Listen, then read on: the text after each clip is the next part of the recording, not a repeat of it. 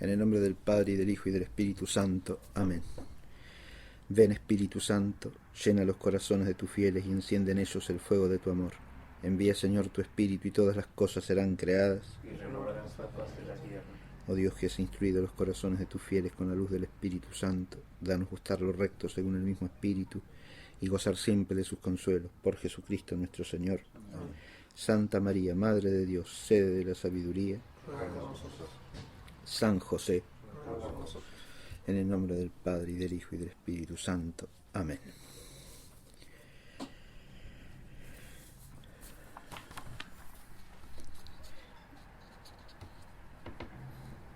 Empezamos con esta clase de hoy un curso sobre el Concilio Vaticano II, cuyo título es El Concilio Vaticano II, una reflexión teológica.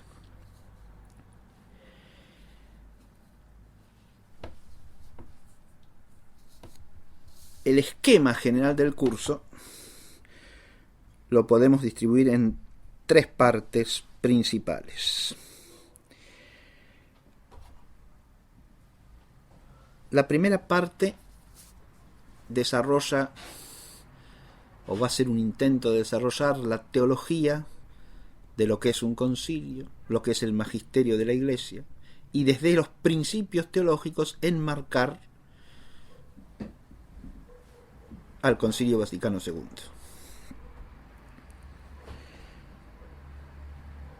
Para eso, como aspecto complementario, tenemos que detenernos también en la consideración de la índole propia del Concilio Vaticano II. En la segunda parte vamos a abordar un panorama de las temáticas abordadas por el Concilio Vaticano II y vamos a detenernos en algunas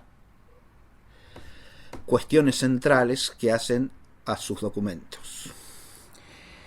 Y en la tercera parte procuraremos desarrollar una reflexión general sobre el vínculo que tiene el Concilio Vaticano II con ciertas directrices ideológicas que no solo operan en él, sino que están vinculadas directamente a las interpretaciones corrientes del concilio y a las imágenes vulgares del concilio.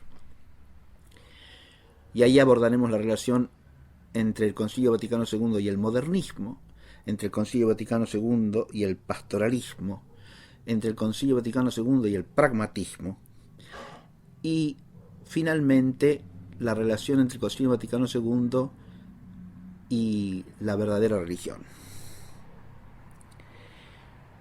La clase de hoy es una clase introductoria, como corresponde a todo el curso, así que no pertenece a ninguna de estas tres partes que acabo de enunciar. Y de lo que trataré hoy es simplemente de justificar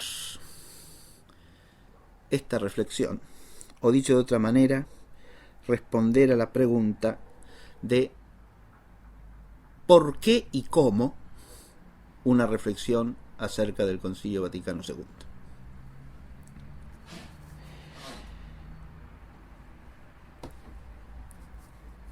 Y para introducir la cuestión del por qué,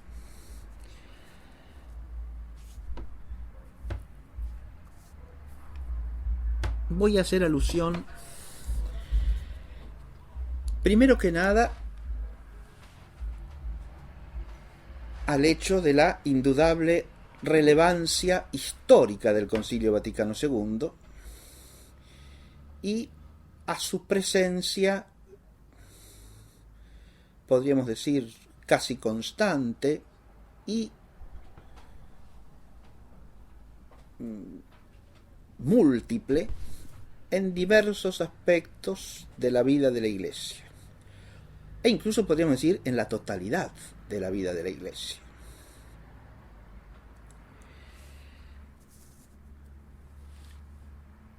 ya esta presencia ampliamente generalizada podría ser una justificación de la reflexión. Es decir, ¿por qué el Concilio Vaticano II aparece por todos lados? Pero ciertamente no es solo eso lo que suscita esta reflexión.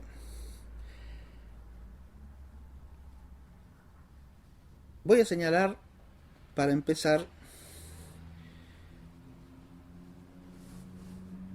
tres paradojas que, como siempre pasa con la realidad que resulta paradojal, suscitan necesariamente la reflexión, llaman a la reflexión.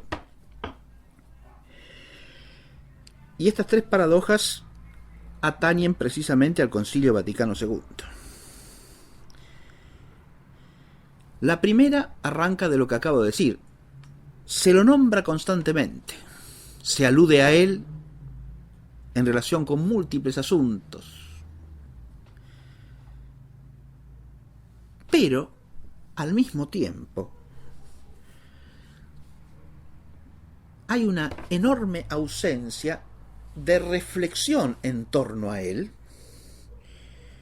y, más aún, hay ciertos planteos y ciertos análisis que se eluden constantemente. Y esto ya nos plantea una paradoja, ¿no?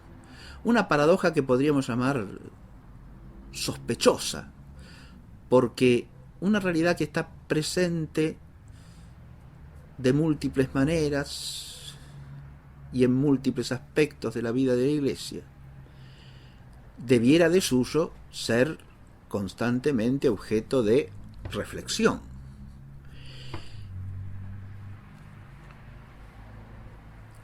Y sin embargo, esa reflexión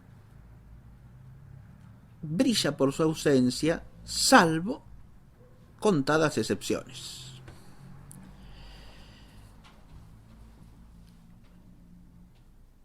Y uno se tiene que preguntar necesariamente ¿por qué? ¿Por qué esa falta de reflexión sistemática, profunda? Y sobre todo, una falta de reflexión crítica acerca del Concilio Vaticano II. Y con crítica estoy usando la palabra en el sentido etimológico, o sea, que permita discernir aspectos distintos y permita plantear las cuestiones capitales acerca de su índole, de su alcance, quiero decir, de su relevancia en relación con la fe. Todas cuestiones que se impone reflexionar si uno quiere tener una relación adecuada con ese hecho histórico y también documental, y estoy hablando acá fenoménicamente, que se llama Concilio Vaticano II. Es un acontecimiento histórico, sin duda alguna, en el sentido riguroso de la palabra. Es un acontecimiento histórico que, recordémoslo, se desarrolló entre el año 1962 y el año 1965. Se han cumplido 50 años del inicio del concilio, 50 años de su clausura, y eso que yo he señalado acerca de la ausencia de reflexión se ha manifestado ampliamente, como si se tratase de evitar cuestiones que son arduas, que son ríspidas,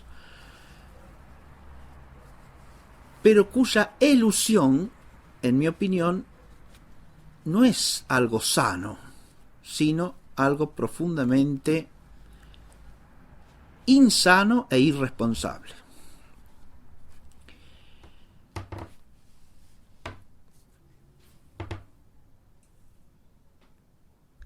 he dicho que sobre todo se evita la reflexión crítica sobre el Concilio Vaticano II.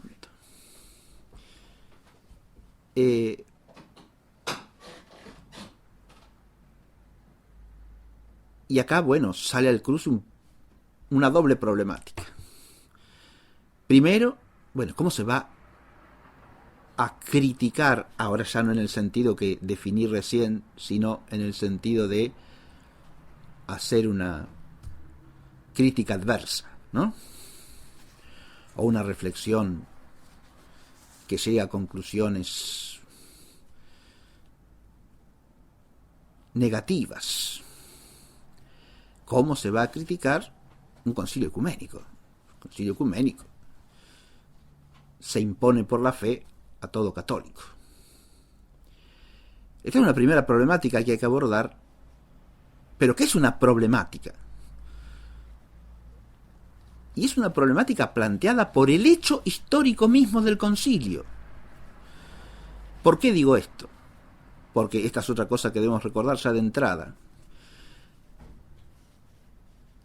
El concilio, desde su convocatoria hasta su clausura y a lo largo de todo su desarrollo, y en conformidad con la intención del Papa convocante, que fue Juan XXIII, se caracterizó a sí mismo como un concilio no dogmático, sino pastoral.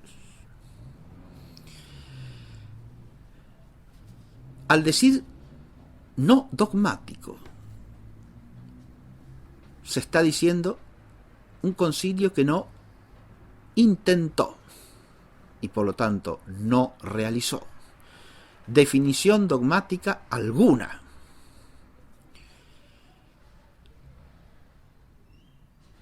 Esto negativamente, es decir, no hay definiciones dogmáticas del Concilio Vaticano II. Por lo tanto, nos encontramos frente a una situación peculiar. La definición dogmática es claramente de fe, porque una definición dogmática recae necesariamente sobre una doctrina revelada, y por lo tanto una doctrina que es objeto de la fe de la Iglesia. Pero si el Concilio Vaticano no realizó definición dogmática alguna, no añadió nada, entiéndase, a la explicitación de aquello que en la Iglesia se tiene como de fe. Uno podría plantearse incluso si en el estudio de la teología dogmática cabría citar alguna vez el Concilio Vaticano II. Y en principio, si el concilio se autocaracteriza como no dogmático, la respuesta debería ser no. No hay para qué.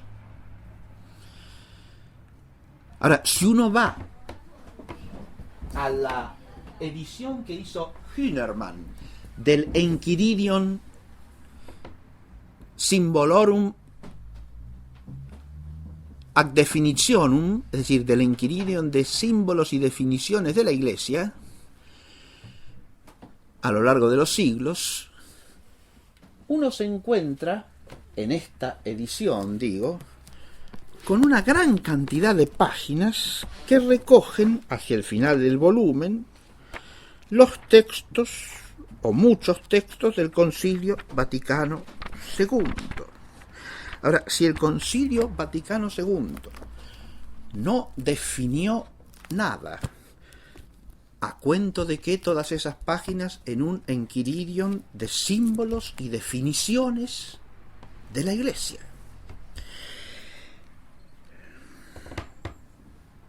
Ya con esto entramos en la segunda paradoja que yo quería señalar. La primera, recuerdo, es la de que, tratándose de una realidad importante y presente ampliamente, no hay una lúcida reflexión constante y profunda acerca de lo que fue y del alcance de sus documentos. Pero acá nos acecha una segunda paradoja, que ya ha asomado en lo que llevo dicho. es corriente exaltar, incluso para elogiar al Concilio Vaticano II, porque esa característica suele ser mencionada como timbre de honor del Vaticano II. No ha definido nada. No hemos anatematizado doctrina alguna. No se ha condenado ningún error. Esto aparece ligado, y de esto hablaremos en clase posterior, en el pensamiento de Juan XXIII a lo que él llamó una actitud de misericordia maternal por parte de la Iglesia, que, apartándose de lo que había hecho en otros tiempos, de condenar y a veces con dureza los errores, ahora prescindía de hacerlo. Esa actitud que él expresa de esta manera es lo que suele ligarse al no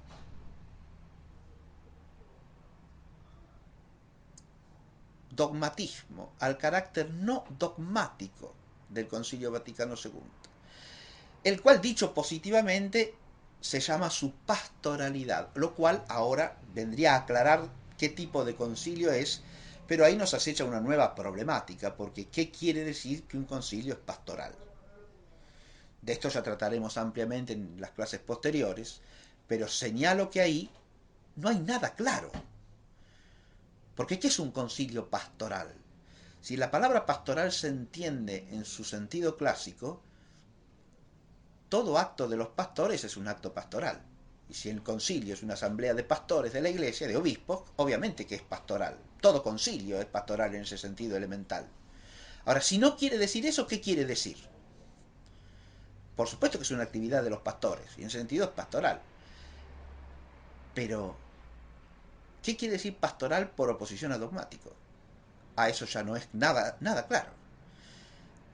Hace unos años, un gran teólogo llamado Brunero Gherardini, en una conferencia magistral, que está correlacionada con uno de sus libros, también de sus últimos libros, señalaba el carácter no definido de la pastoralidad a lo largo de todo el concilio. Examínese, decía Gherardini, todos los documentos del concilio y no se encontrará jamás una definición de esa pastoralidad. El concilio se llama a sí mismo pastoral, emite incluso una constitución que se titula Constitución Pastoral sobre la relación entre la Iglesia y el mundo actual, pero ese término pastoral está usado en un sentido no definido por el propio concilio. Jamás define qué es esa pastoralidad. Decía muy bien Gherardini también que no se puede entender esto en el sentido de que no haya manera de formarse cierto concepto como contenido o implícito en los textos del concilio o en las alocuciones papales que enmarcan el concilio, pero hay que inferirlo como algo implícito que tiene que ser explicitado. No hay definición. Esto también es llamativo, evidentemente. El uso de términos, el uso de un vocabulario que por su falta de definición y al mismo tiempo su carácter no tradicional, porque si la palabra no se define es porque se la entiende como se la ha entendido siempre, pero es obvio que acá pastoral significa otra cosa. Y significa una novedad, porque se quiere oponer ese concilio en cuanto pastoral a todos los concilios precedentes.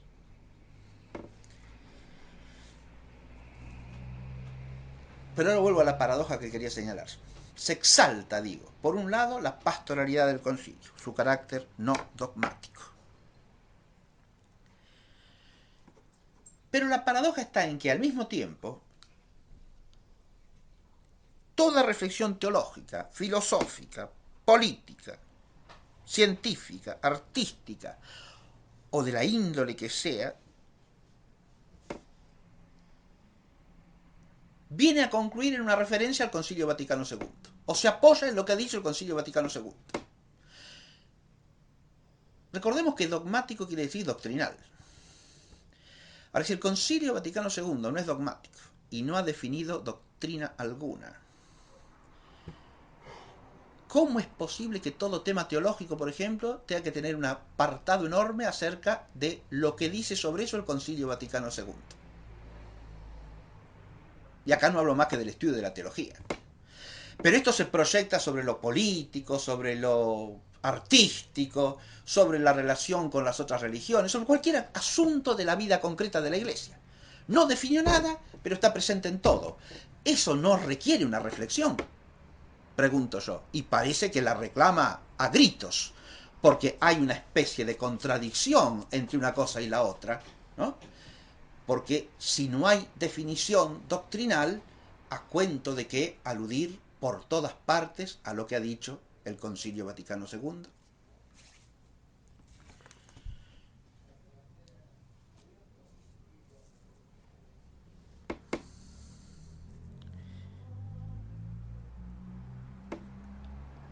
Ese carácter de pastoralidad asociado a la actitud de maternal misericordia que decía el Papa Juan XXIII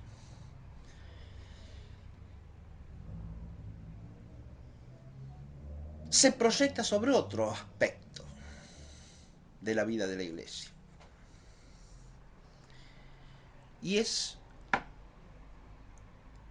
la retracción respecto de la condena del error. Decía Juan XXIII, en otros tiempos la Iglesia ha condenado, y a veces duramente, los errores, pero ahora no. Esta contraposición parece dejar fuera de juego la condena del error.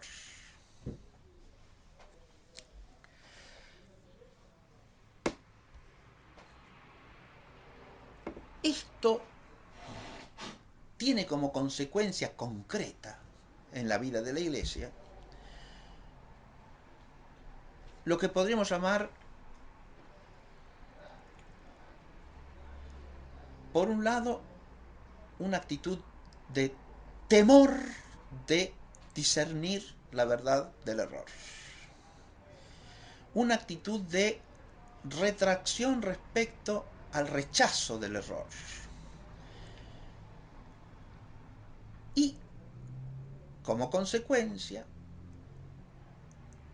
lo que podríamos llamar el coqueteo con toda clase de errores, y aún la manga ancha para tolerar cualquier falsedad, inclusive en sede teológica.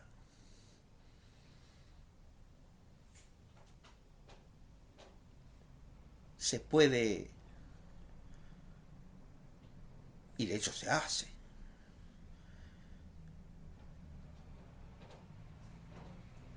caer en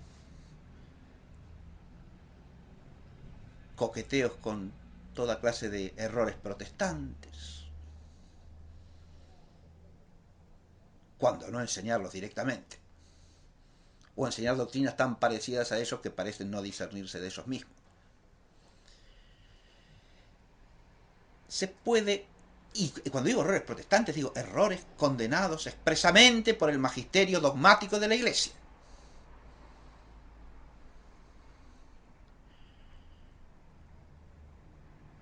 Errores anatematizados por el magisterio dogmático de la Iglesia, que es perenne, es para siempre, como la revelación divina.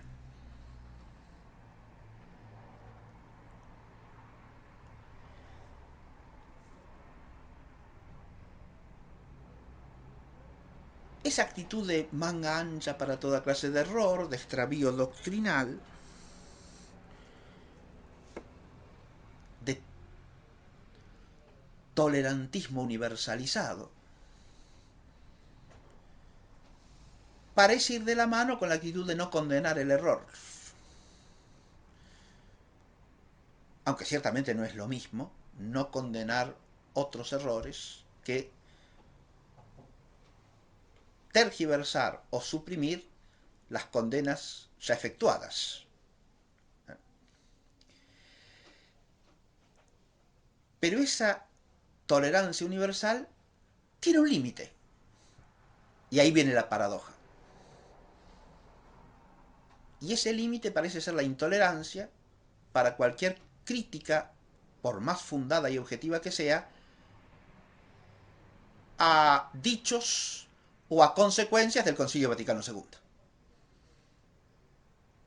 De modo que, curiosamente, el concilio que no es dogmático se transforma en el objeto de una neodogmática, según la cual lo único dogmáticamente indiscutible es la absoluta perfección y bondad de todo cuanto dice el Concilio Vaticano II y todo cuanto le ha seguido, aunque no esté dicho por el Concilio Vaticano II, pero que se ampara bajo su manto. Entonces, cualquier cosa se puede decir, menos lo que es una crítica al Concilio Vaticano II. Acá hay una paradoja monstruosa, porque se pretende dogmatizar con lo que no es dogmático y se rebaja a no dogmático lo que sí lo es. El error, por lo tanto, es doble y constituye una terrible paradoja, como he dicho.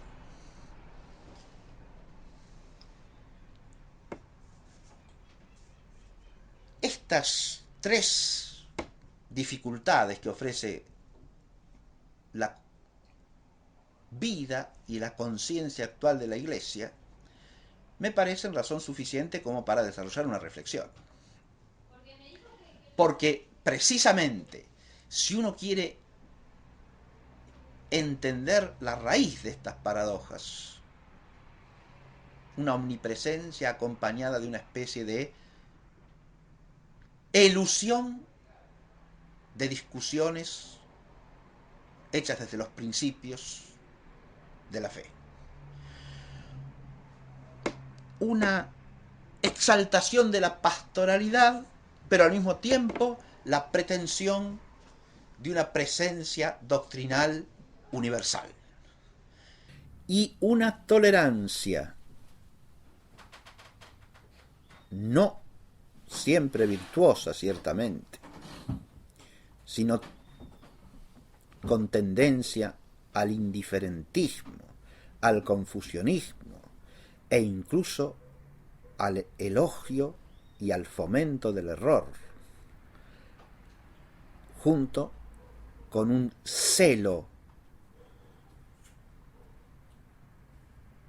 vigoroso por la defensa del concilio no dogmático, como si todos sus dichos y todas las actitudes derivadas de los mismos fuesen un dogma. Estas tres dimensiones paradójicas, digo, son un motivo suficiente para la reflexión, más que suficiente, sobre todo cuando uno se pregunta por la raíz de esto, de dónde vienen estas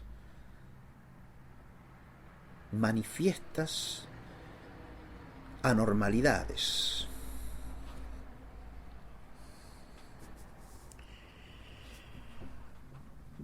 Porque adviértase que la primera paradoja parece implicar un huir del logos en cuanto éste recae sobre el Concilio Vaticano II como objeto.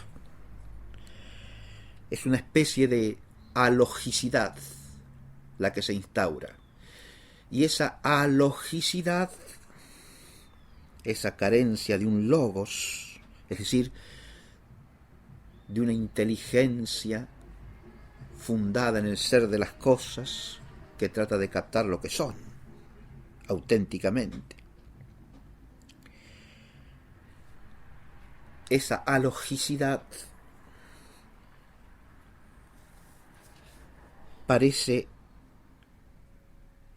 estar ligada a la vigencia de una suerte de retoricismo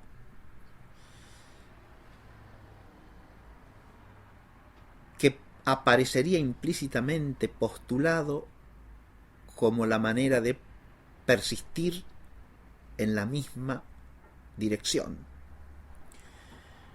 sin modificarla en absoluto.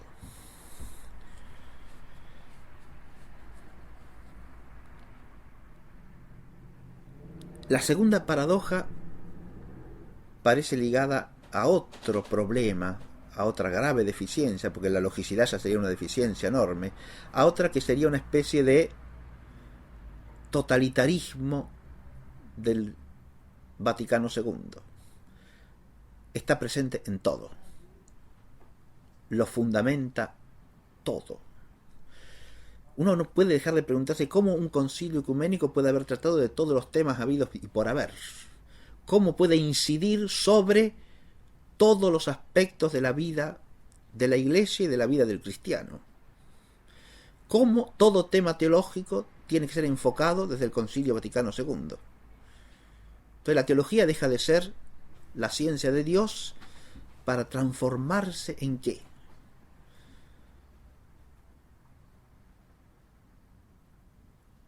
En un discurso religioso cristiano modalizado según las directrices del Vaticano II. Esta presencia universal, esta pretensión de omnipresencia, adviértase, es otra característica enfermiza, no ya del concilio, sino del modo de considerarse y aplicarse el concilio en la vida de la Iglesia después del concilio.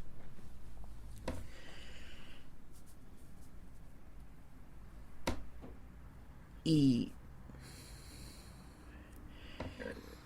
en tercer lugar, la paradoja de la tolerancia para todos los errores y la intolerancia para la crítica objetiva dirigida contra aspectos oscuros del concilio o derivados del concilio, implica otra enfermedad, no sólo una suerte de hipocresía que está en esa dualidad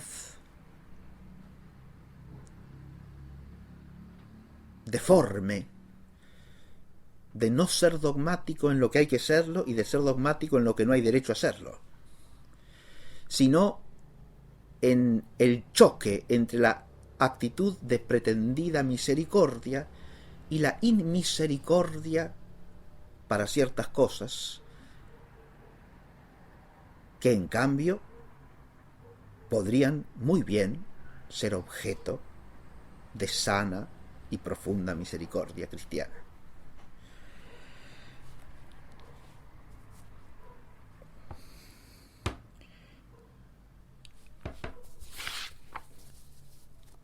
A esta consideración de lo que he llamado las paradojas del Vaticano II y su presencia generalizada en la vida de la Iglesia, voy a añadir una reflexión de experiencia. Y aquí no tengo más remedio que, si hablo de experiencia, aludir a la mía propia, pero solamente para señalar algunas cosas que, en mi opinión, tienen un alcance objetivo, ¿no? Van más allá de la mera subjetividad de la experiencia personal, y que están en sintonía con estas paradojas que he señalado, aunque permiten mostrar otra línea que fundamenta la necesidad de la reflexión.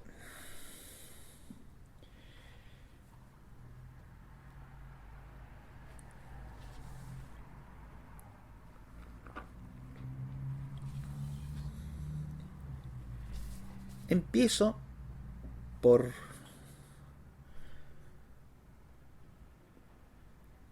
un hecho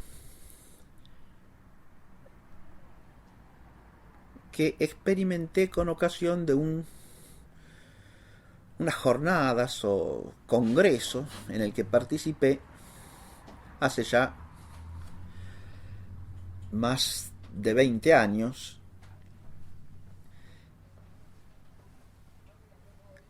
dedicadas a la problemática de relación entre filosofía, teología y religión.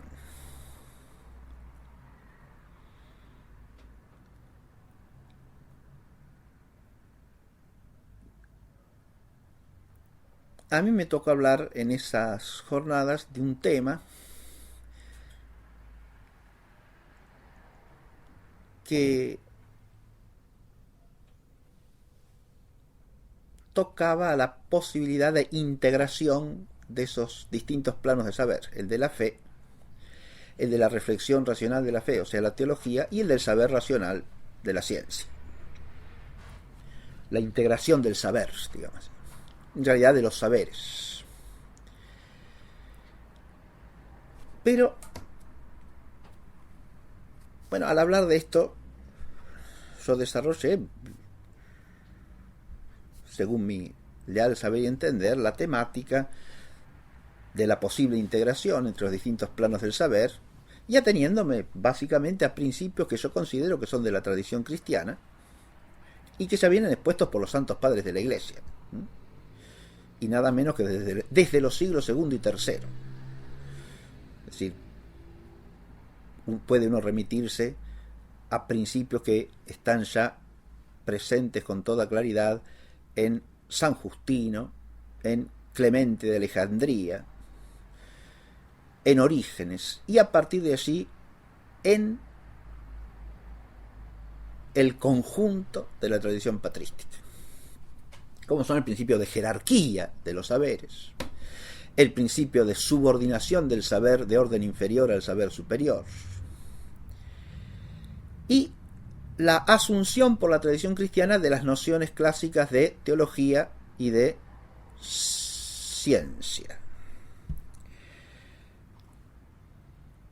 Y allí, cuando se habla de ciencia, ¿no?, uno se encuentra con la problemática, por supuesto, del concepto clásico de ciencia en confrontación con lo que hay quien llama ciencia moderna y que más bien hay que llamar la concepción inmanentista de ciencia. Y entre las cosas que se señalan acerca de esa concepción inmanentista, que en una de sus vertientes es claramente una concepción pragmatista, para la cual ciencia es solamente lo que sirve pragmáticamente en el orden temporal, es decir, es un reduccionismo pragmatista y en el fondo inmanentista de ciencia, señalé la vinculación que esa noción tiene con ciertos aspectos de la doctrina protestante. Es decir, el luteranismo y el calvinismo implican el rechazo de una racionalidad teorética capaz de contemplar el ser de las cosas. Y, por lo tanto, admiten un conocimiento racional solo de carácter pragmático, es decir, para fines que tengan que ver con la vida material del hombre, con la vida de este mundo, y que tengan una aplicación utilitaria. Fuera de eso, la razón no sirve, no existe, está corrompida. Si pretende alcanzar la verdad, si pretende contemplar lo que las cosas son fuera de su utilidad práctica, está fuera de lugar. Este rechazo del carácter teorético de la inteligencia humana por la tradición protestante es lo que señalé, ¿no? Y señalé cómo esa concepción de la racionalidad está arraigada en la herejía protestante acerca del misterio del pecado original, condenada por el Concilio de Trento, a saber, la concepción de una corrupción esencial de la naturaleza humana por el pecado de origen, y por lo tanto también de una corrupción esencial de la racionalidad. después de la exposición me encontré con diversas personas y una de las personas que se acercó a hablarme me dijo: ¿cómo habla usted de herejía? Después del Concilio Vaticano II no se dice más eso. Ahora bien, fíjense ustedes,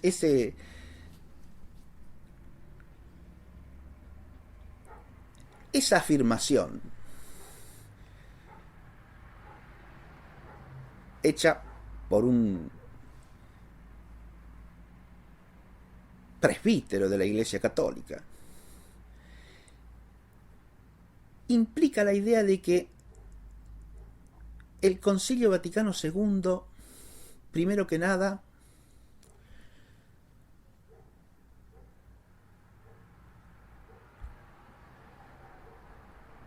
anatematiza ciertos usos del lenguaje. No definió nada, no anatematizó nada, pero decir herejía es anatema. Eso no se dice más. ¿Cómo que no se dice más? Usted tiene un sinónimo para eso. El concepto de herejía es un concepto precisísimo en teología. Entonces, ¿qué va a decir en lugar de herejía? ¿Cuál es la palabra que sustituye? Ninguna. ¿Y qué hay que decir entonces?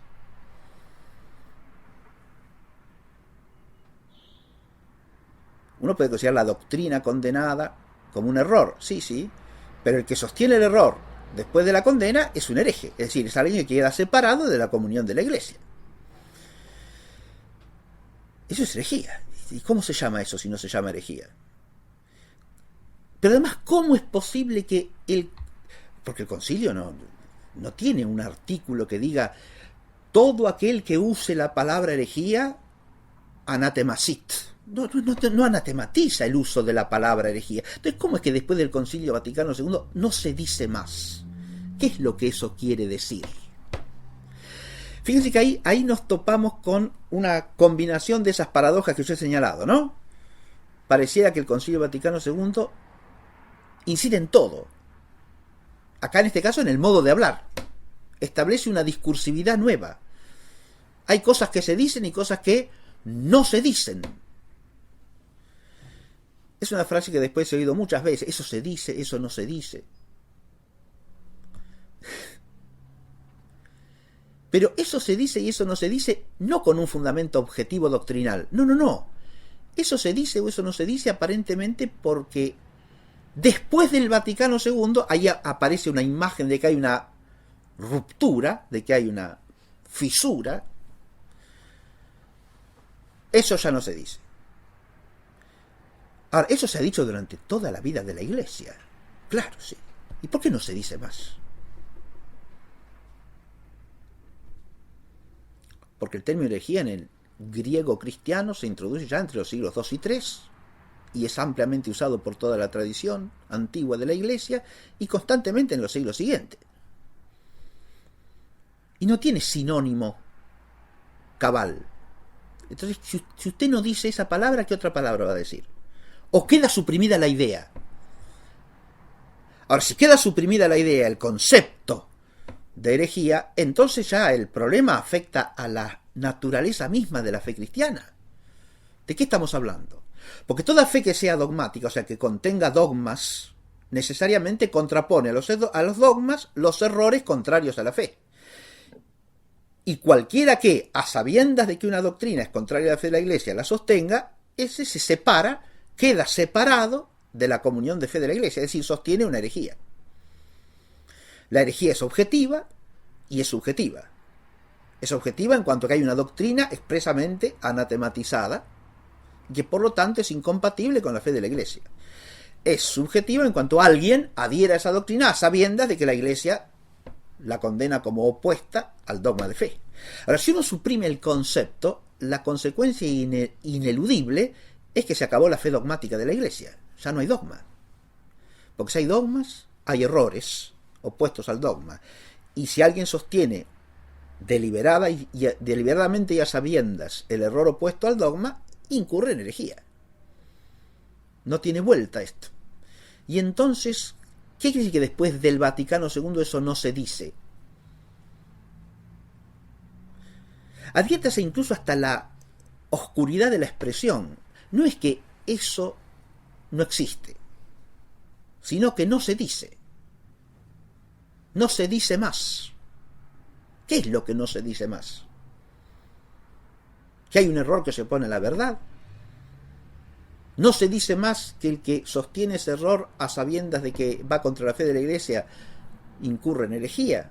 ¿Qué es lo que no se dice más? La palabra herejía es una cuestión de uso idiomático. Fíjense cómo ahí asoma otra cuestión, que es lo que podríamos llamar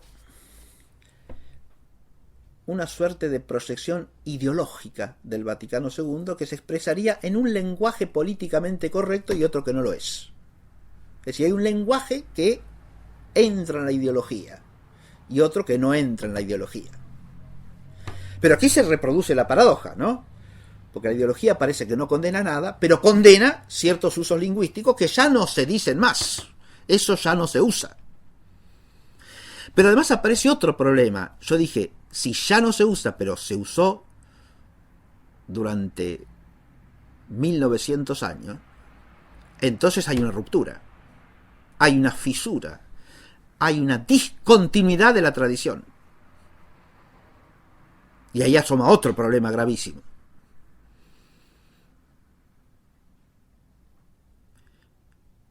¿Seguimos viviendo en la misma iglesia o esto es otra iglesia? Y este problema no se puede eludir, porque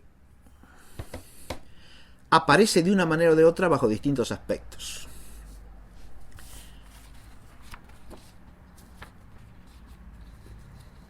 Yo recuerdo haber oído hace más años que esos que dije antes a una periodista por radio muy indignada diciendo, bueno, pero eso, ¿cómo la gente de la iglesia puede decir eso? Eso es preconciliar. Esta gente no se ha enterado que la iglesia ya no es más lo que era antes del Concilio Vaticano II. Que después del Concilio Vaticano II la iglesia es otra cosa. Bien. Esa persona no hablaba desde la fe católica. De modo que su concepción deforme de la realidad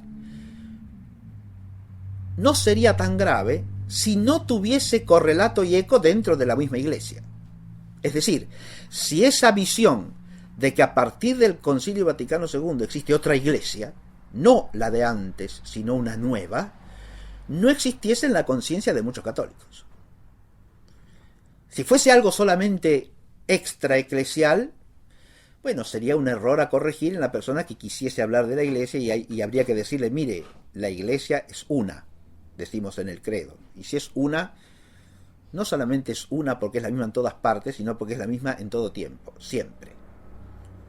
Desde que el Señor Jesucristo la fundó, la iglesia es una sola. Y es siempre la misma. No hay dos iglesias distintas, una que existía antes del Concilio Vaticano II y otra que existe después del Concilio Vaticano II. Esto afecta a otra problemática que es central y es una de las únicas que se ha discutido con cierta explicitud últimamente. La suscitó el Papa Benedicto XVI al hablar de una hermenéutica de la continuidad frente a una hermenéutica de la ruptura en relación con la interpretación del Concilio Vaticano II. Promoviendo él la hermenéutica de la continuidad, o sea, al Concilio Vaticano II hay que entenderlo como una continuidad de toda la tradición de la Iglesia. Bien. Esa noción es algo obvio desde la fe.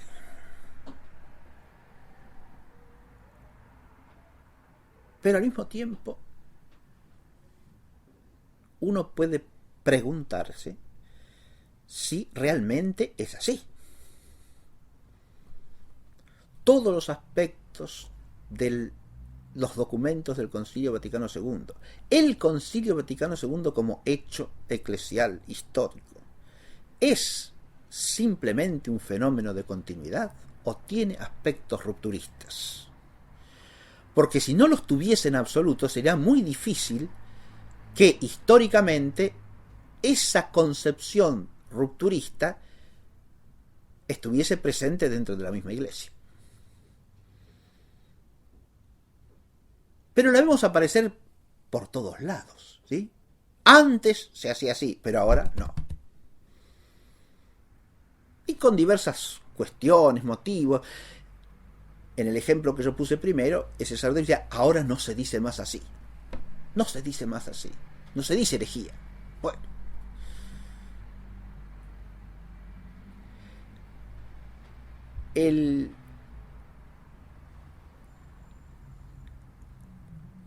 Pero también tenemos múltiples ejemplos, ¿no? Y ejemplos cargados de ideología también, en el modo de hablar. Antes el sacerdote celebraba de espaldas al pueblo, ahora lo hace de cara al pueblo. Dos cosas señalo en esa contraposición. Primero que nada, que como contraposición establece desuso una dialéctica de ruptura. Antes y ahora. ¿Está claro? Antes era así, ahora ya no es más así. Y es lo opuesto. Porque se trata de estar de espaldas o de cara a. ¿Se entiende?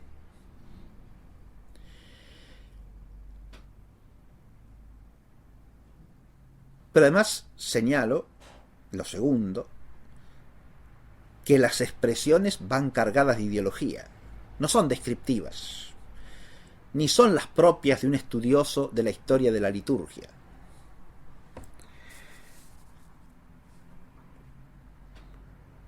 Son expresiones fuertemente ideológicas en el sentido que es obvio, ¿verdad? Porque de espaldas al pueblo suena en castellano, ignorando al pueblo, despreciando al pueblo, dándole la espalda, ¿sí? Olvidándose.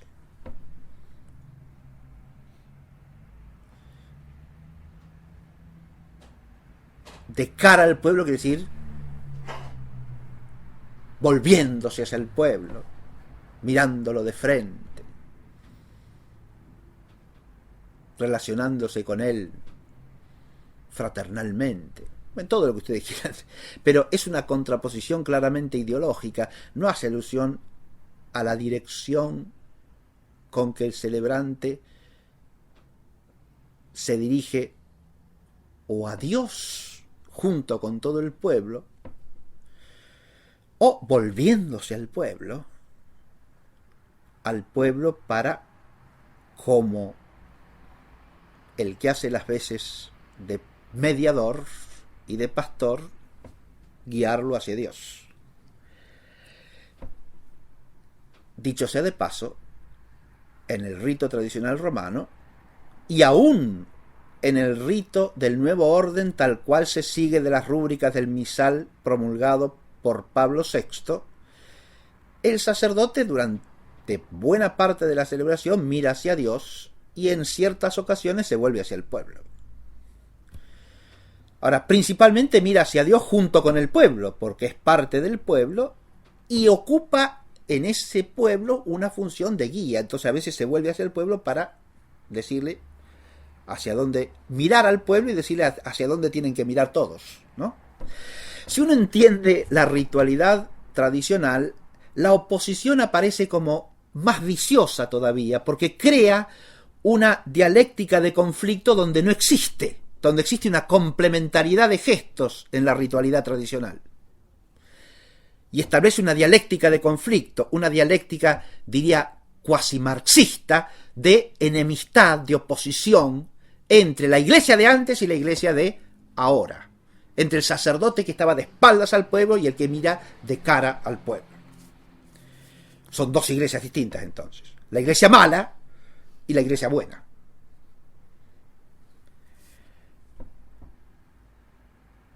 Ahora, este tipo de expresiones no lo dicen solamente periodistas que hablan desde el racionalismo anticatólico. No. Como aquella que yo oí en la radio. Sino mucha gente dentro de la misma iglesia.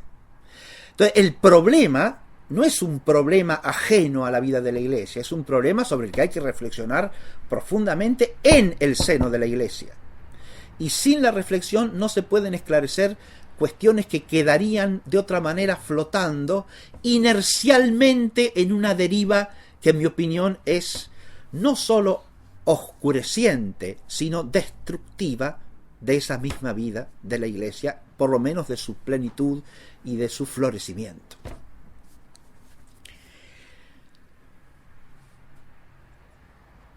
Y ya que he entrado en el terreno de la liturgia, menciono otra cosa que también tiene que ver con la experiencia.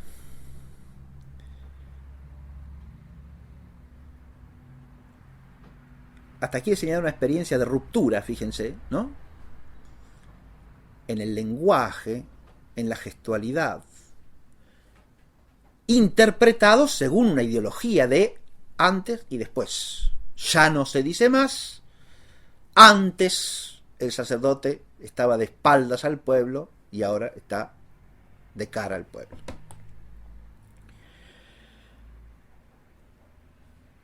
Pero hay otra experiencia que quiero señalar.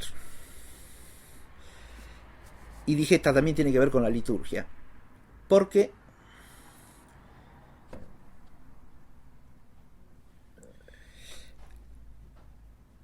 aquí en Argentina hubo una modificación ritual que entró bastante más tarde que en muchos otros sitios. Me refiero a la autorización de la comunión en la mano, así llamada.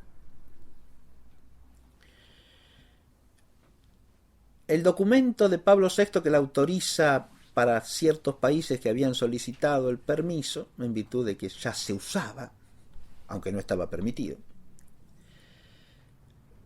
países como Holanda, Bélgica, Alemania, Francia. El documento, digo, que da la autorización, permaneciendo el rito común, igual que hasta ese momento, es decir, distribuir la comunión, administrar la comunión directamente en la boca, sobre la lengua del comulgante. El documento, digo, es del año 1969. Y en Argentina la conferencia episcopal va a introducir esa autorización recién en la primera mitad de los años 90.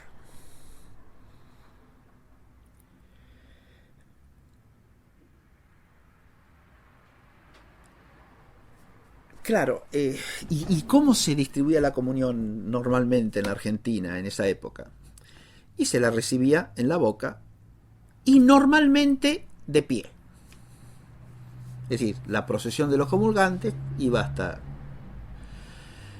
el inicio del presbiterio y ahí el sacerdote administraba la comunión, ¿no?, a la persona que estaba de pie. Previamente se hacía una reverencia, se llegaba hasta el sacerdote y se recibía la comunión. Bien. El de pie era una innovación. Ahora, era con lo que, yo hablo de mi experiencia personal, con lo que uno se encontraba como la única costumbre vigente en la iglesia de la que yo tengo conciencia y memoria.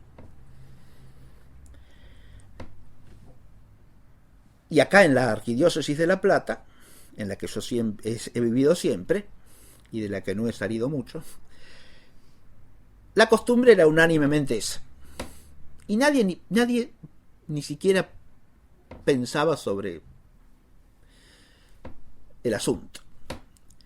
Era unánime, era común, salvo que uno fuese a ciertas capillas, iglesias que conservaban el comulgatorio y donde la gente se arrodillaba en el comulgatorio. Por ejemplo, si uno iba a misa a la capilla de las monjas carmelitas descalzas en la calle 7 y 35. De ahí se recibía la comunión de rodillas. Pero de nuevo, todo el mundo lo hacía así. El que iba a esa capilla sabía que ahí la costumbre era esa.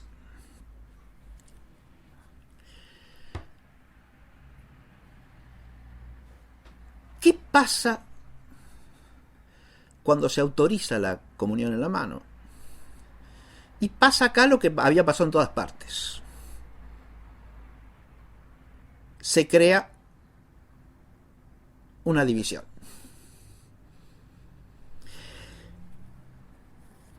Está autorizado eso.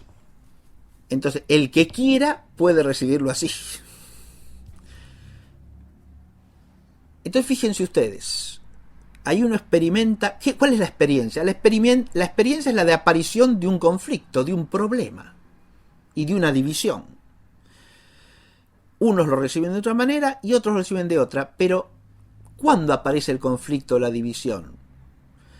En la medida en que uno y otro gesto empiezan a adquirir una significación ideológica.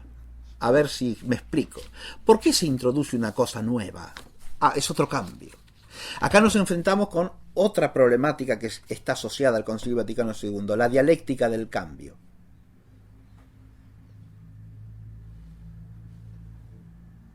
Unida a la connotación de que si es un cambio, es una cosa buena. Como si los cambios necesariamente fuesen para bien. Eso solamente puede pensarse en una mentalidad totalmente progresista o exaltadora del cambio y del conflicto por sí mismos, ¿no?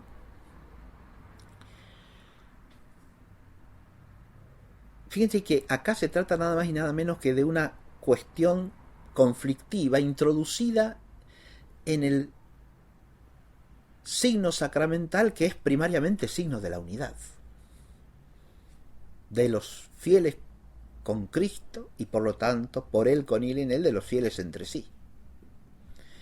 Y nada menos que en ese ámbito de la Sagrada Liturgia se introduce, uno tiene que plantearse ¿por qué? ¿Para qué? Porque no cabe no hacerse las preguntas. Se introduce una escisión, por lo menos una distinción gestual. Unos la reciben de una manera, otros de otra. Pero ojo, la distinción gestual no es lo único, porque junto con la introducción de la autorización aparece ¿qué cosa? La explicación de por qué esa forma es aceptable, por qué es buena, por qué es hasta mejor y por qué es inclusive la única buena. De modo que en una traslación, pero que obedece a un ritmo de carácter práctico que habría que ver si se da solamente ahí o se dio en muchas cosas antes, uno ve cómo de la autorización se pasa a la afirmación de que es mejor lo autorizado. Y después de ahí a la práctica obligatoriedad.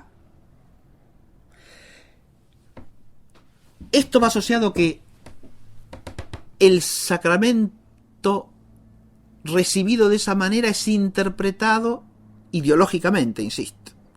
En este caso, ¿cuál fue la ideología de moda? Que la otra era una forma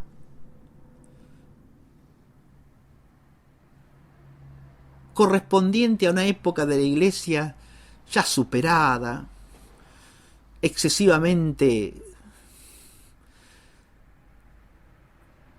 temerosa, ¿no? Con una religión de temor más que de amor. Y además un gesto que expresaba la infantilidad de esa fe. Porque ¿quiénes reciben la comida en la boca? Y los bebés, ¿sí?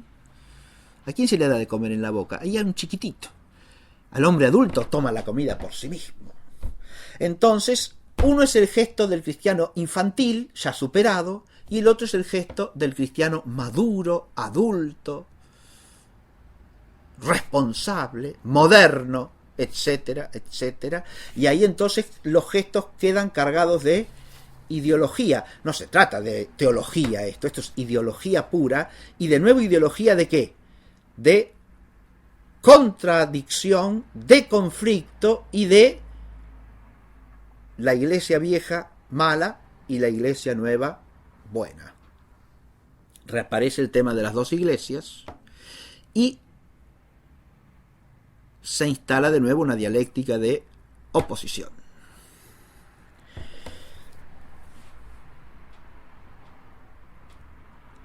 ¿Por qué digo que hay una experiencia importante? Porque las personas que nacimos en la época del concilio o después no pudimos tener experiencia de los cambios que operó el propio concilio en esos años, ¿está claro? Como si la tuvieron las generaciones anteriores. Pero al experimentar un proceso como este, uno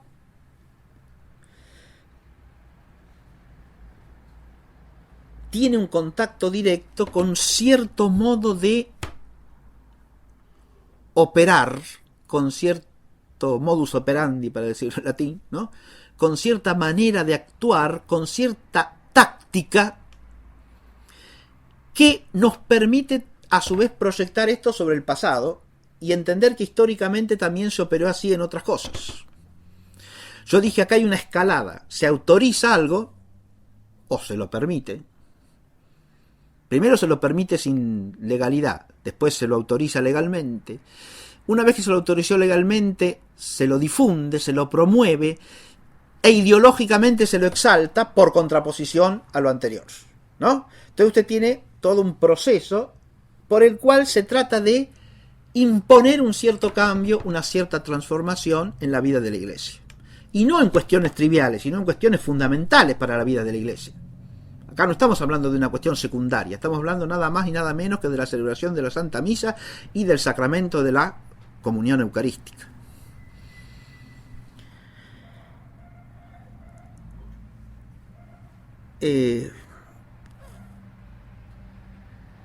Termino con otra experiencia que es complementaria de esta, porque también recae sobre la liturgia. En años posteriores a esto, hemos visto aparecer otros cambios. Cambios menores, podría decirse, pero cambios.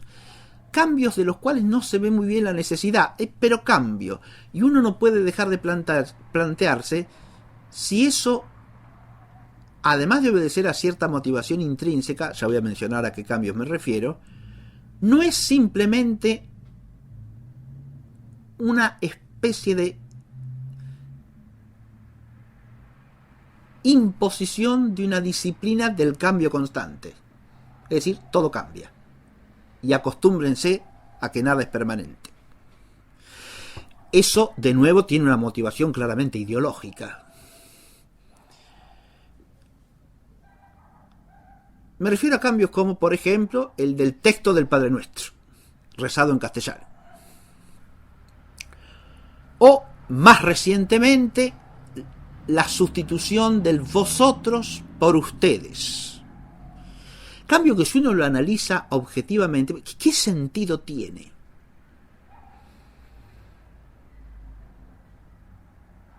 Bueno, uno puede encontrarle, sí, bueno, nosotros no usamos el vosotros en la vida corriente. Sí, pero es que la liturgia no es lo corriente.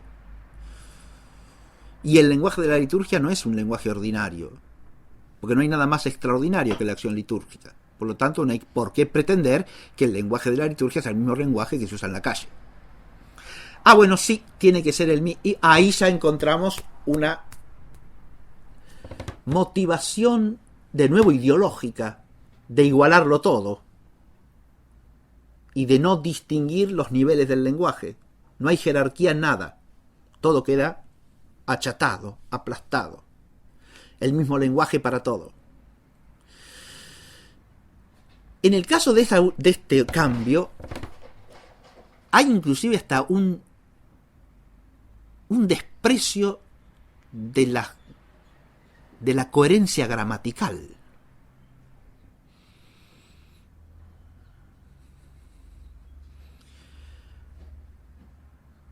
y hasta un desprecio de la claridad del lenguaje, porque el uso del ustedes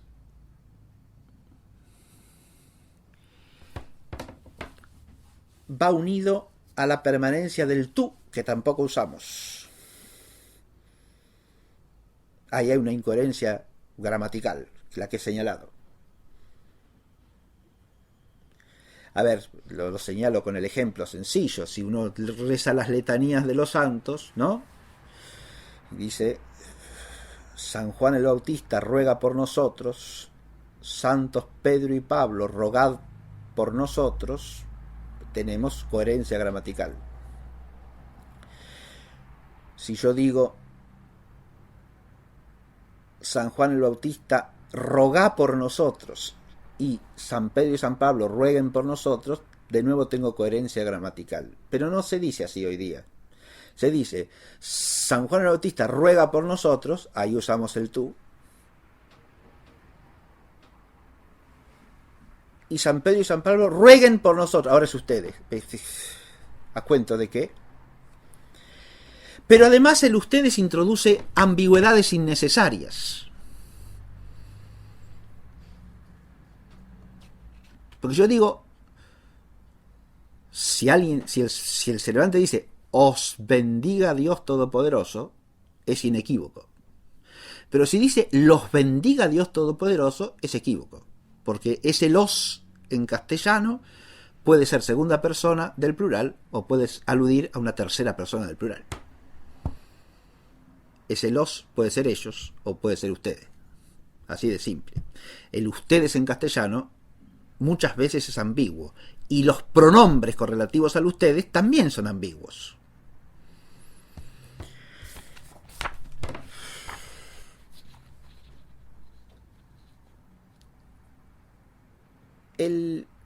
¿Para qué entonces un cambio semejante? Se ha señalado la posible motivación ideológica, que el lenguaje sea lo más coloquial posible, cuando no se ve que eso sea de la naturaleza del lenguaje litúrgico. De ninguna manera. Más bien es de la naturaleza de una ideología que pretende igualar todo lenguaje indiscriminadamente, como si no hubiera niveles de lenguaje, jerarquía en el uso del lenguaje, adecuación del lenguaje a la situación en la cual se usa y a la cual está destinado. Eso es suprimir un principio humano del lenguaje. Y es que no usamos el mismo modo de hablar para relacionarnos con cualquier persona.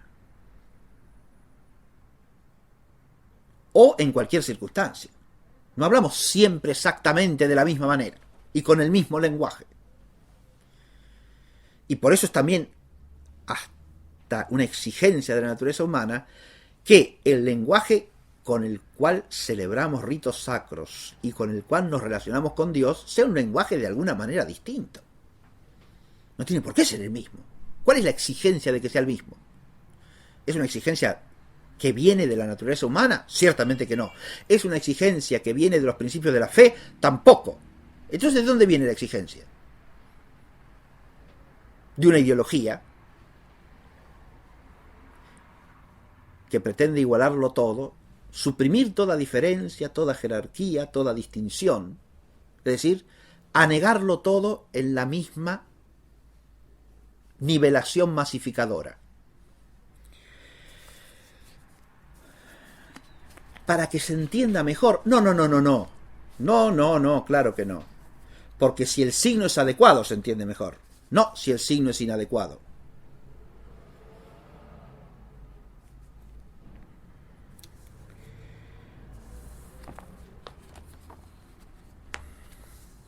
Aparte de que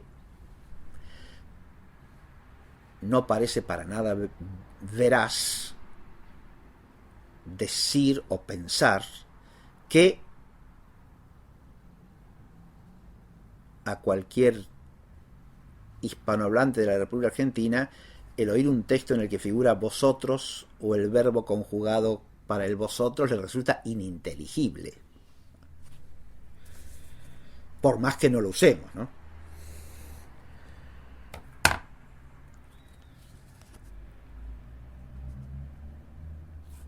De hecho, ahora no lo usamos para nada. Hasta ese cambio lo usábamos. No es cierto que no lo usábamos, porque en la liturgia lo usábamos.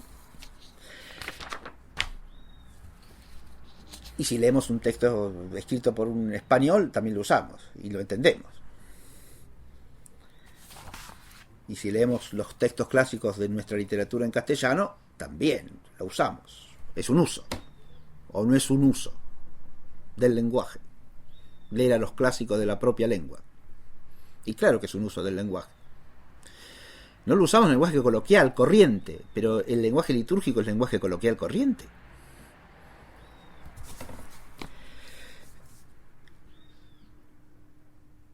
He presentado entonces dos enfoques. Este segundo se podría prolongar, se podría ampliar enormemente, y cada quien podrá pensar en sus experiencias propias.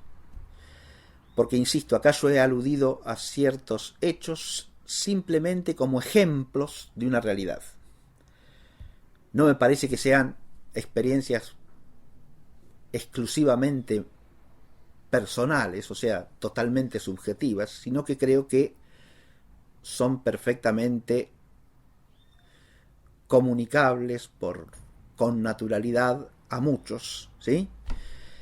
Que perteneciendo a cierta generación o a ciertas circunstancias históricas de la vida de la Iglesia, pueden haber hecho experiencias parecidas, semejantes, en relación con distintos objetos, probablemente, o con los mismos.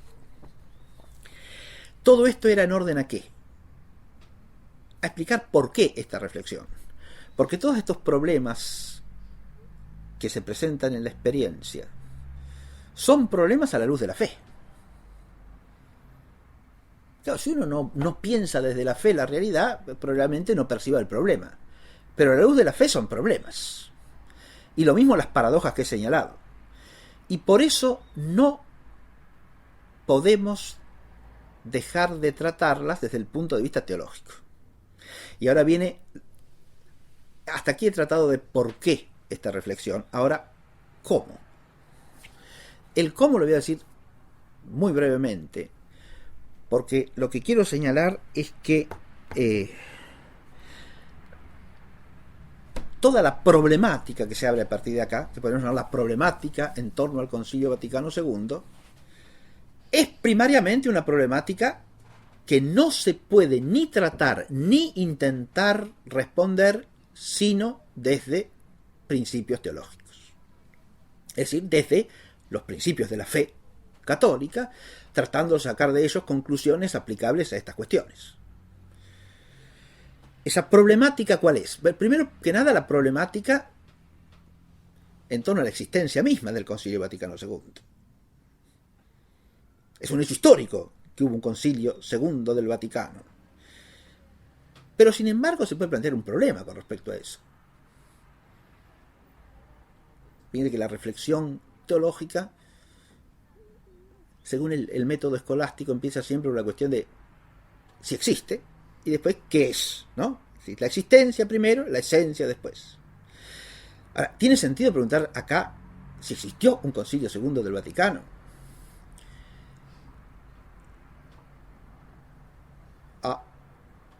Escolásticamente, de nuevo, hay que distinguir. ¿Por qué? Porque que existe el hecho histórico Concilio Vaticano II no cabe la menor duda.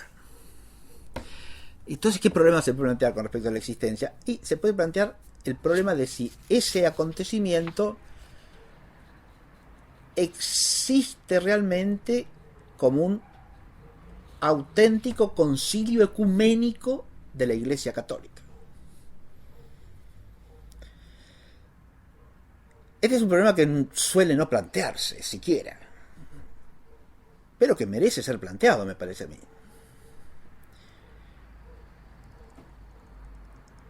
Y de nuevo, no se lo puede contestar sino elucidando teológicamente qué es un concilio ecuménico. Porque si uno no sabe lo que es esencialmente un concilio ecuménico, no puede responder a la pregunta de si existió un auténtico concilio ecuménico segundo del Vaticano.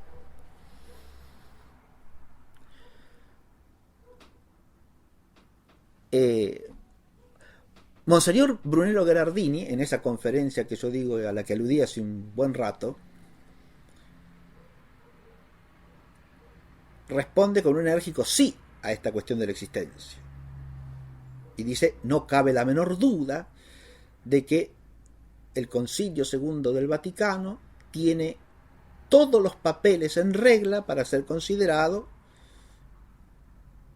en la enumeración de los concilios ecuménicos de la Iglesia, ¿no?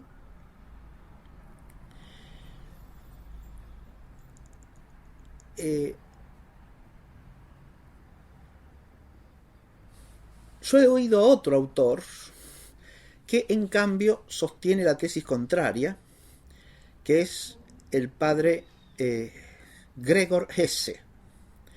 El padre Hesse en principio no negaría lo que dice Gherardini de los papeles en regla, pero el padre Hesse hace una distinción que por lo menos tiene que ser considerada y reflexionada.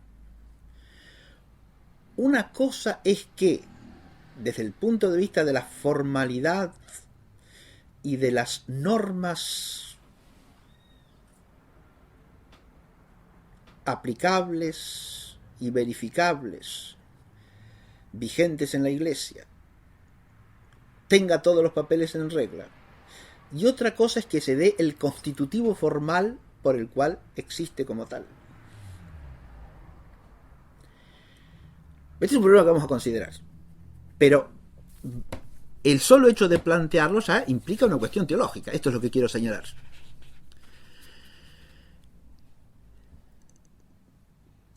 Y el planteo de Hesse no es un planteo absurdo. Fíjense que uno puede plantear lo mismo hasta con acciones sacramentales, ¿no? Que es el ejemplo que él pone como correlato. Si usted tiene dos personas que piden turno para casarse en la parroquia, llega el día, van, cumplen con todas las formalidades previas, ¿sí? Hacen todo lo que deben hacer, se presentan las amonestaciones, acuden a la iglesia en el tiempo y el señalado, ¿no? En el día que corresponde, a la hora que corresponde, con todas las solemnidades del caso se celebra el rito nupcial, ¿sí? Hay testigos, firman los testigos.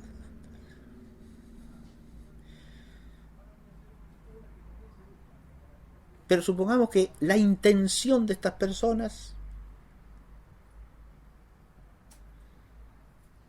es no contraer matrimonio. O la intención es tal que hace nulo el vínculo.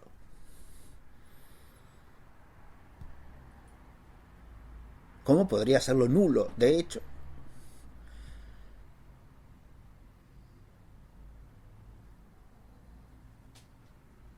la exclusión radical de toda intención procreadora, ¿no? Por ejemplo, ¿existió matrimonio o no existió?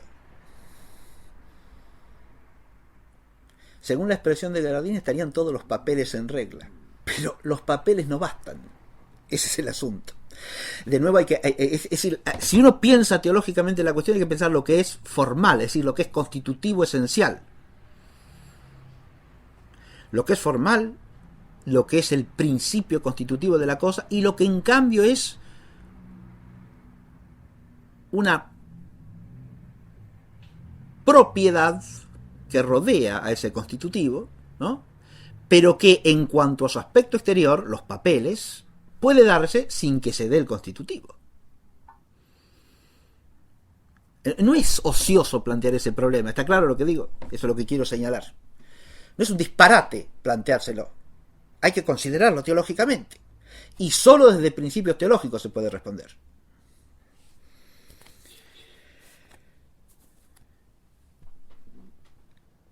El problema de la existencia, como he dicho, la problemática de la índole o del carácter propio, ahí iríamos a lo esencial, ¿no?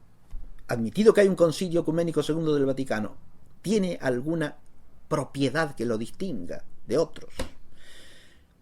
Y acá la cuestión también es importantísima. ¿Es un concilio como todos los demás o no?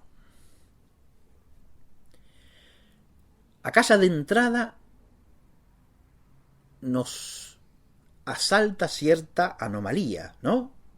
Pero no una anomalía que se le ocurre imponerle al hecho histórico Concilio Vaticano II a una inteligencia rara o peregrina, sino una anomalía que el propio concilio instala al decir que no va a ser lo que se ha hecho en los concilios anteriores.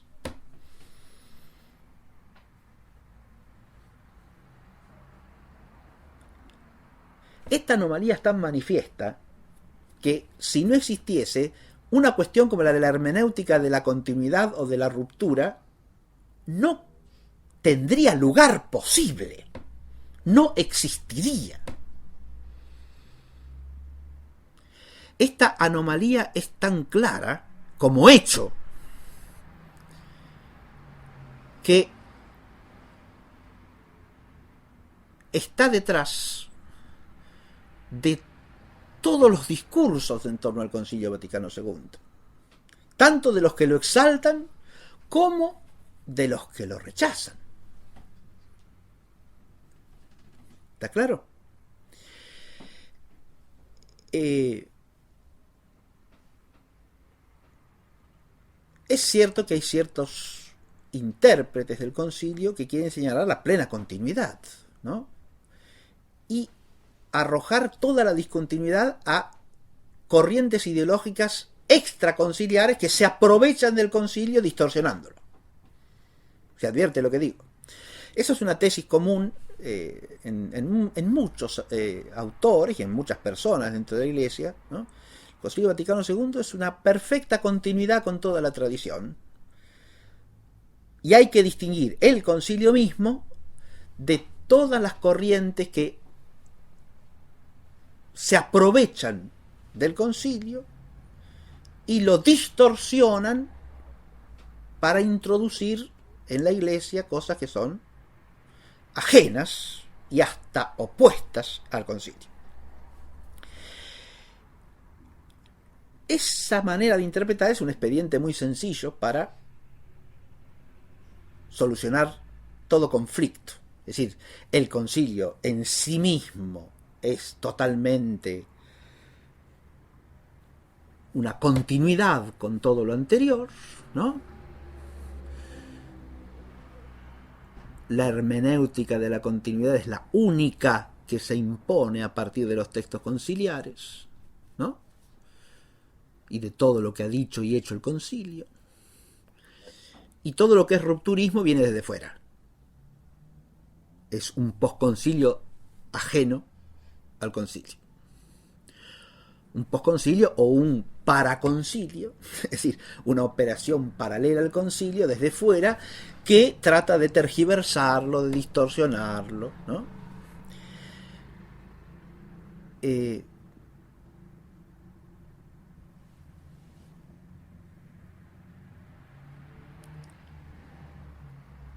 Acá también voy a hacer una alusión a mi propia visión del concilio, porque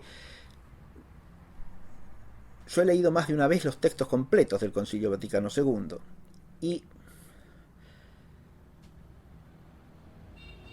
obviamente en distintas épocas y edades y con distinto grado de conocimiento teológico y de reflexión teológica, filosófica, histórica.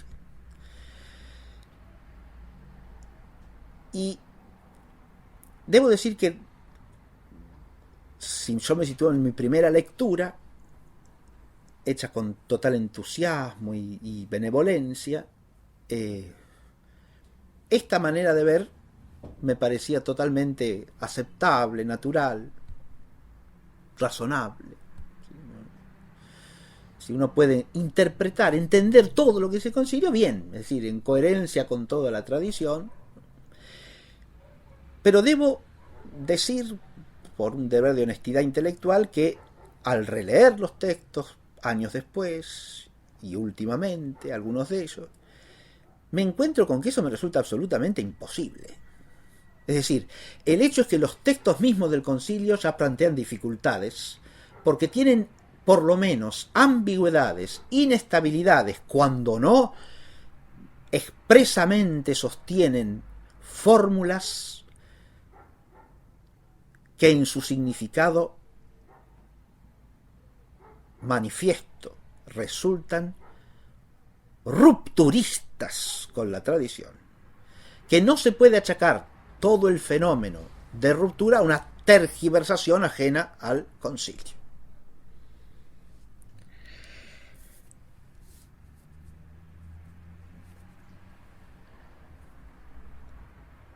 Y coincido en esto con la apreciación que hacía Monseñor Gherardini en torno a que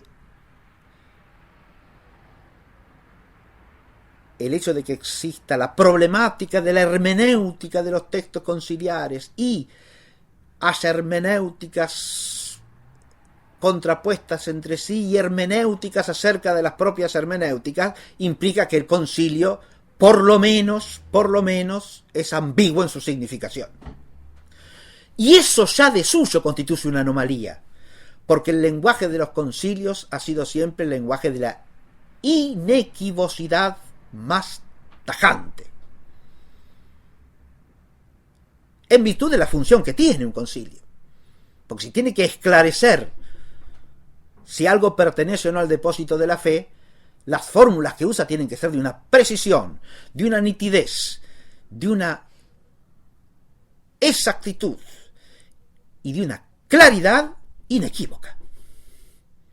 No puede tratarse de un lenguaje que sí, que no, que lo uno, pero también lo opuesto. Acá se plantea el problema del lenguaje, fíjense. Bien. Está la problemática de la existencia, de la índole, del alcance. Es decir, ¿qué alcance tiene desde el punto de vista de la fe? Esta es la cuestión, yo diría, central y crucial.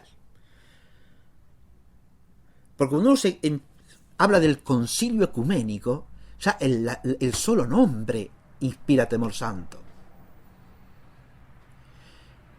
Pero entonces, desde un punto de vista teológico, hay que aclarar esos textos que surgen del concilio. ¿Qué clase de documentos son?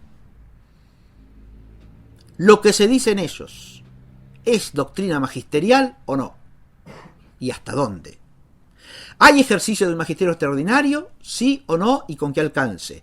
¿Hay ejercicio del magisterio ordinario? ¿Dónde? ¿Cómo? ¿Y hasta dónde? ¿Hay cosas que no son magisteriales? ¿Cuáles son y por qué? Si no se hace este discernimiento, se cae en una grosera homogeneización de todos los contenidos, que es absolutamente inaceptable. Porque si el concilio dice, por ejemplo, en la Dei Verbum, la verdad de la existencia de una revelación divina, una verdad que es dogma de fe, claro que Dios se ha revelado, ¿sí? Y se ha manifestado a su pueblo en los profetas. Y que hay escritores sagrados, hagiógrafos divinamente inspirados. Y hay un canon de los libros divinamente inspirados. Todo eso, el Concilio Vaticano II no hace más que repetirlo. Son dogmas de fe expresamente definidos previamente. Y eso es dogmático, no cabe duda. Pero si en otro documento yo leo cosas como el hombre de hoy tiene anhelo de libertad, eso que es un dogma de fe de la Iglesia. Ni lo es ni puede serlo. Porque no es una verdad revelada, es una consideración acerca de lo que acontece hoy día en el mundo. Y que enuncia una proposición cuyo sujeto mismo ya es problemático. ¿Quién es el hombre de hoy?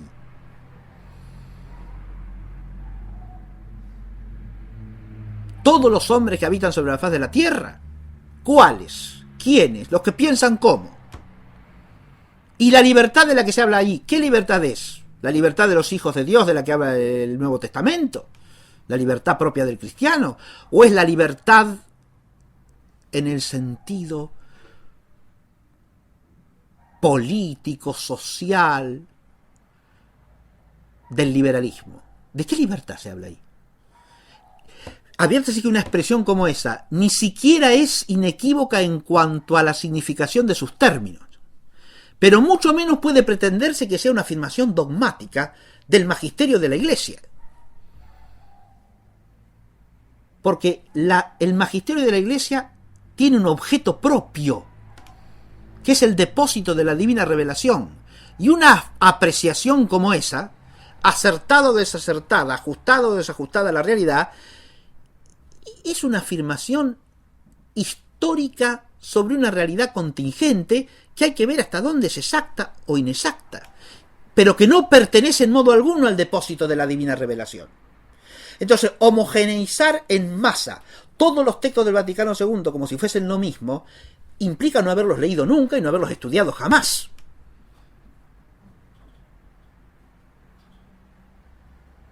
O, si se los ha leído, implica una ausencia absoluta de inteligencia capaz de discernir una cosa de la otra. Es decir, una ausencia absoluta de la formación adecuada para poder entender los textos.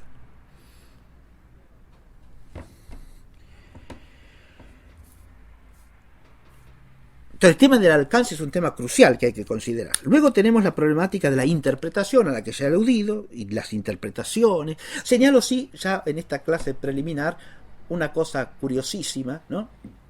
Pero que es interesante ya como punto de partida para reflexiones ulteriores. Hay en la revista Concilium del año 2000, en un número especial del año 2005 relativo al concilio, Hünermann, el editor del Enchiridion de Denzinger, tiene un artículo en el que sostiene que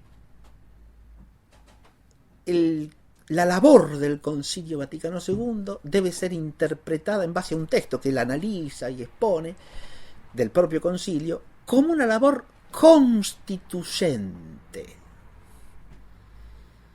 Así como en los estados modernos hay constituciones, lo que ha hecho el Concilio Vaticano es una especie de constitución de la Iglesia, dice este hombre, ¿no?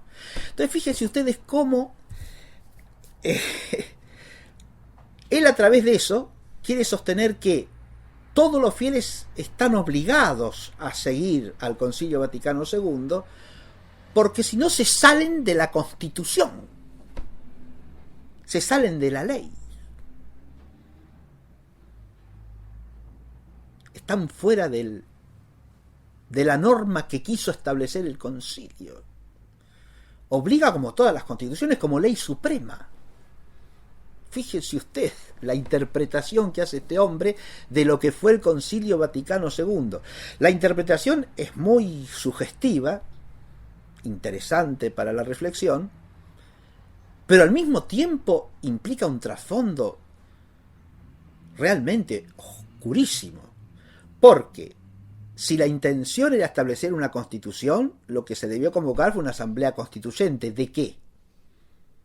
De la Iglesia, imposible, porque la Iglesia quedó constituida por nuestro Señor Jesucristo. No tiene constitución humana. Los cánones son otra cosa, pero no son una constitución ni pueden serlo. Pero la categoría misma de constitución que este hombre adopta para la interpretación del concilio es una categoría procedente de la mentalidad iluminista revolucionaria. Adviértase. No existe antes en el derecho. La constitución política como ley fundamental del Estado es una invención de la Revolución Norteamericana y de la Revolución Francesa. Entonces, lo que quiere decir este hombre es que la Iglesia está imitando el gesto revolucionario constitucionalista. Porque si es así, estamos en la más flagrante anomalía. Pero además estamos ante un engaño monumental.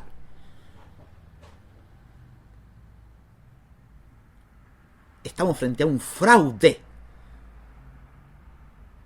y frente a una anomalía jurídica manifiesta en la cual tendríamos que un concilio ecuménico se transforma en asamblea eclesial constituyente, como los estados generales franceses se transformaron en asamblea nacional constituyente. Es decir, habría una especie de golpe de Estado ahí.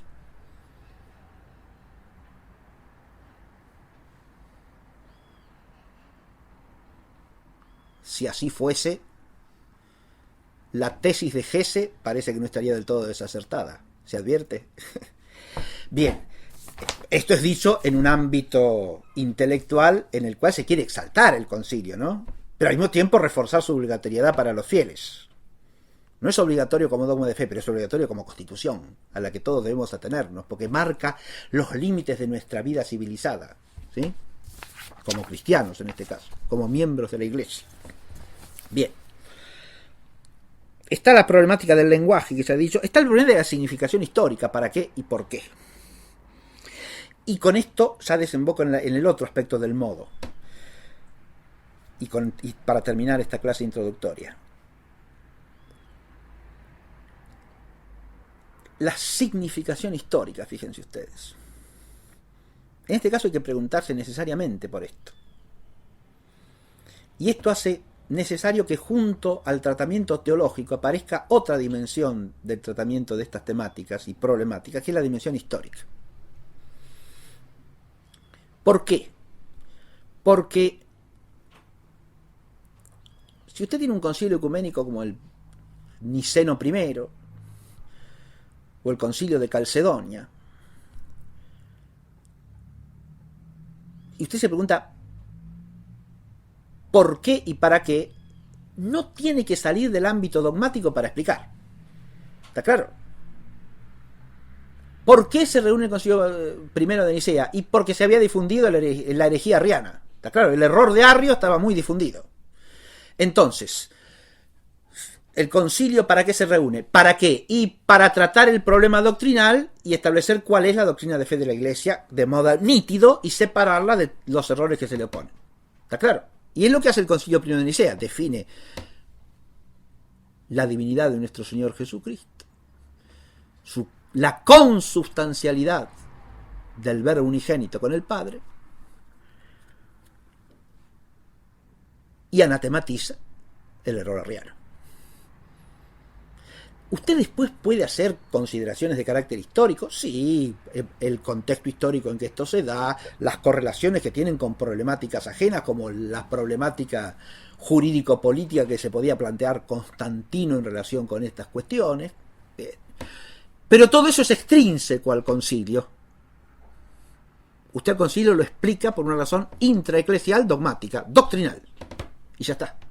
Si se pregunta por qué y para qué, queda contestado. No necesita estudiar el contexto histórico amplio para entender por qué y para qué. Ahora, eso ya no pasa, por ejemplo, en el caso de un concilio como el segundo de Constantinopla, convocado por el emperador Constantino en el siglo VI.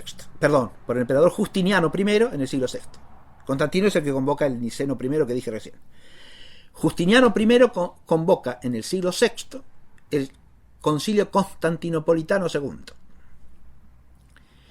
Cuando uno estudia el concilio constantinopolitano II, ¿qué condena el constantinopolitano II? Bueno, repite la condena que ya habían hecho concilios anteriores, tanto del error monofisita como del error nestoriano. Con peculiar énfasis en el error nestoriano. La condena de los famosos 3 capítulos. ¿Y para qué entonces? Si ya estaba dicho eso. Hacía falta un nuevo concilio ecuménico. Si ya es decir, el nestorianismo había sido condenado claramente y expresamente por el concilio de Éfeso. Entonces, ¿para qué un siglo después otro concilio que dijese lo mismo? Ahí ya la explicación no cierra del todo, ¿se entiende lo que digo? Bueno, alguna novedad doctrinal tiene el concilio porque condena, por ejemplo, los errores de los monjes que se llamaban origenistas. Bien. ¿Basta eso para justificar el concilio ecuménico segundo de Constantinopla? Y difícilmente, porque esto era un error que circulaba solamente en comunidades monásticas bastante restringidas. El grueso de los cristianos del orbe los tenía por errores. No parecía muy urgente la cuestión, como para justificar. Entonces uno tiene que ir a la historia, ver qué se planteaba Justiniano desde el punto de vista político-religioso y tratar de entender por qué se produjo ese concilio ecuménico segundo de Constantinopla. ¿Está claro? Bien. Esto que se da para ese caso, a diferencia de lo que pasa en los grandes concilios dogmáticos, puede ser el concilio primero de Nicea, el primero de Constantinopla, el de Éfeso, el de Calcedonia, o el de Trento, o el Vaticano I, que se pueden explicar, insisto, por la necesidad doctrinal. En el caso del Vaticano II estamos mucho más cerca del otro, del segundo de Constantinopla, pero con agravantes notorios, porque yo dije, bueno, en el Segundo Concilio alguna novedad dogmática hay. En el Vaticano II absolutamente ninguna. Porque no define ninguna doctrina de fe, ni anatematiza error alguno. O sea, al desarrollo homogéneo dogmático de la Iglesia, el Concilio Vaticano II no ha hecho aporte alguno. Absolutamente nada. Y por eso, repito lo que dije hace un buen rato, en un curso de dogmática, si no se lo nombrase, estaríamos perfectamente bien. No hay para qué aludir a él, en absoluto.